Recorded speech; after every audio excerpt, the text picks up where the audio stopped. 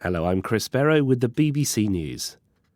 The presidency of the UN Climate Summit in Dubai is preparing a further final agreement after an earlier draft was condemned for stopping short of calling for a phase-out of fossil fuels.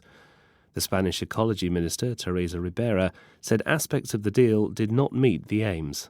It's not clear at all how we can proceed in these critical decades.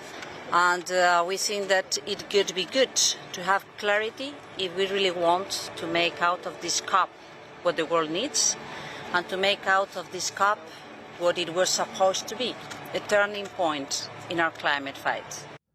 Negotiations have continued into the final scheduled day, with the US climate envoy John Kerry saying this conference would be the last at which the world could agree to limit temperature rises to 1.5 degrees. All football leagues in Turkey have been suspended after a referee was punched to the ground. Referee Halil Umut Mela was struck by Ankara-Gücü president Faruk Koca, who ran onto the pitch after his team conceded a 97th minute equaliser.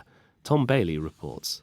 Monday night's incident sparked chaotic scenes involving players and fans, with several people arrested. Mela, one of Turkey's top referees, is receiving hospital treatment for his head injuries, but doctors say they're hopeful he'll be discharged on Tuesday.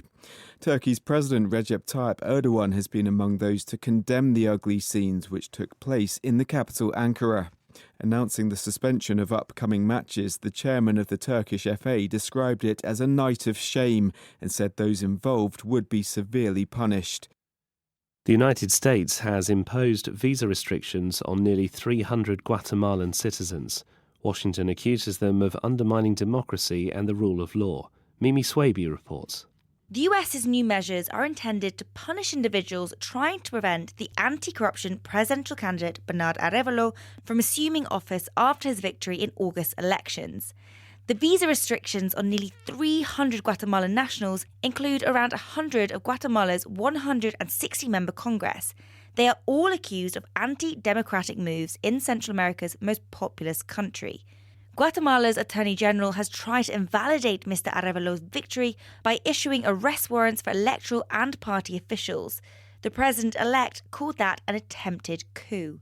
The United States Supreme Court has said it will quickly review a request to assess Donald Trump's claim to immunity from prosecution on federal charges.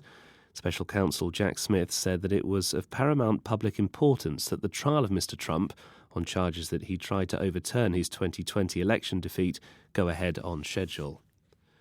World News from the BBC.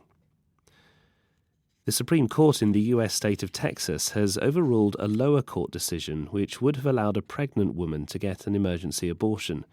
The state bans nearly all abortions but makes some exceptions on medical grounds. The woman is more than 20 weeks pregnant with a fetus with a rare genetic defect, which usually results in stillbirth or death just after birth. She's now left Texas to seek an abortion in another state.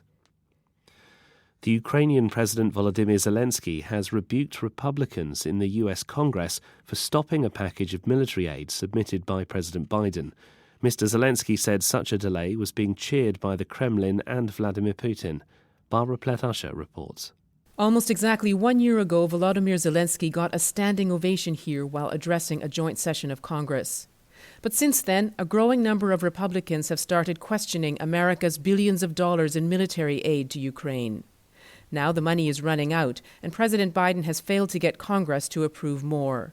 So he invited Mr. Zelensky to Washington to help underscore just how critical that aid is.